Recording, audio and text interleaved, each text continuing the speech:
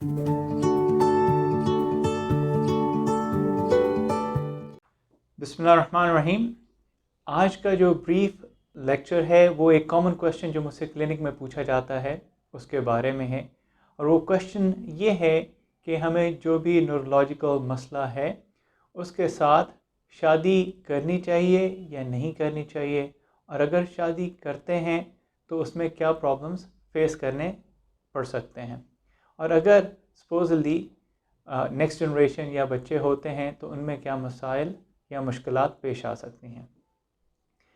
हमने पहले भी एक लेक्चर में ये डिस्कस किया है कि न्यूरोलॉजी का स्कोप बहुत ज़्यादा है और बहुत तरह के डिफरेंट सब स्पेशलिटीज़ न्यूरोलॉजी में एग्जिस्ट करती हैं। तो मैं वन बाय वन लेकिन क्विकली आपको ये समझाने की कोशिश करूँगा। लेकिन जनरल रूल ये है कि हर शख्स as a human being company चाहता है, और बेस्ट कंपनी आपके लाइफ पार्टनर की, हस्बैंड या वाइफ की है, क्योंकि वो आपकी मुश्किलात को, आपकी परेशानी को समझ भी सकते हैं और उसमें आपको हेल्प आउट भी कर सकते हैं। नेचुरली आपके वालिदैन, बहन भाई आपके साथ हैं, वो आपको मदद करते हैं और आइंदा भी करते रहेंगे। लेकिन जिस तरह एक हस्बैंड एंड वाइफ एक दूसरे से क्लोज़ होते हैं, इतना कोई और एक दूसरे से क्लोज़ नहीं होता। तो इस चीज़ को समझिए। सो मैं अपने पेशेंट्स को ये मशवरा देता हूँ कि वो शादी ज़रूर करें। शादी के लिए रिलीजियसली 4 चीज़ें देखी जाती हैं। एक ये कि जिससे शादी हो वो कितना एजुकेटेड है या दीनदार है, उसका ख़ानदान कैसा है, वो कितना मालदार है, और फिज़िकल ब्यूटी या हेल्थ। सो जब भी किसी से आप रिश्ते का सोचें तो ये चीज़ें और इससे मिलती जुलती मुख्तलिफ़ चीज़ें जहन में रखी जाती हैं।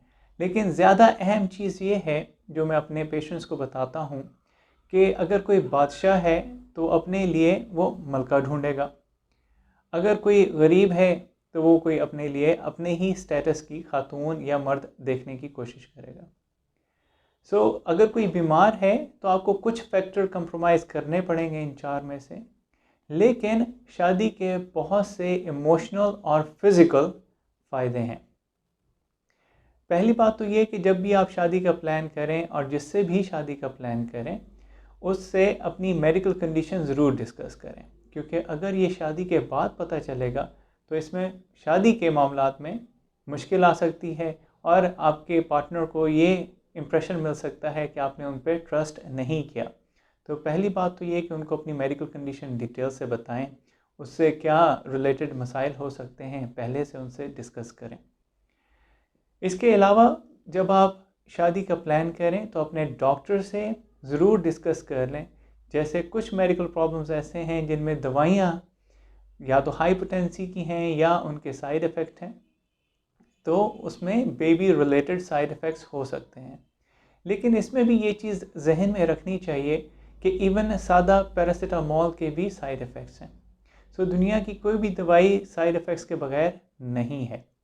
लेकिन इसका मतलब क्या है कि वो दवाई खानी छोड़ दी जाए या शादी ना की जाए? तो ये एक बैलेंस है जो कि आपको डॉक्टर समझा सकता है, बता सकता है, और उसके हिसाब से कुछ प्रिकॉशंस या एहतियातें की जा सकती हैं।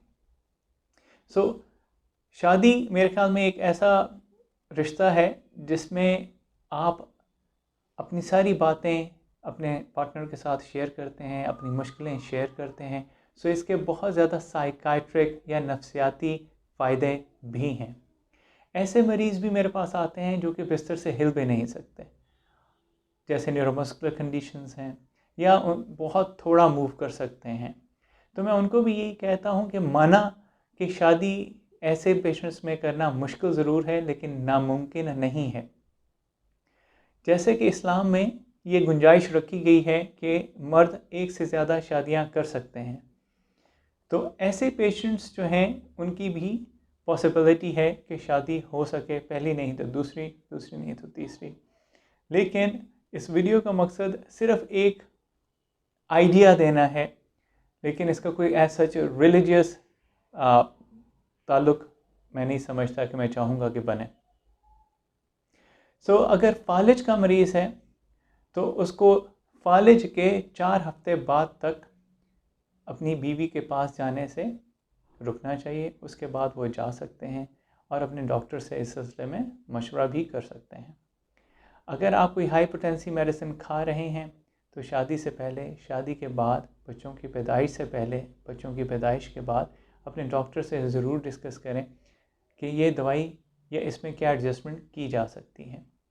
उम्मीद है कि इस वीडियो से कुछ पेशेंट्स को फ़ायदा होगा और वो ये समझ पाएंगे कि शादी की इंसानी ज़िंदगी में अहमियत कितनी ज़्यादा है। बहुत बहुत शुक्रिया।